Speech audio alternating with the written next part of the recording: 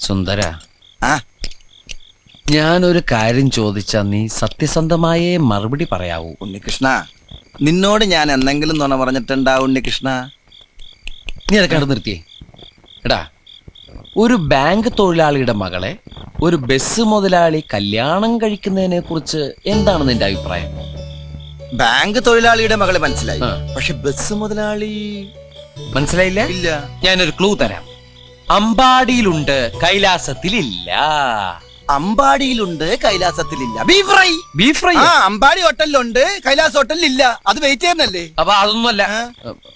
ആ, ആലിലയിൽ കിടക്കും ചൊറിയാൻ പുഴു. ആ. പാമ്പിന്റെ മുകളിൽ ഇങ്ങനെ നൃത്തമാടും.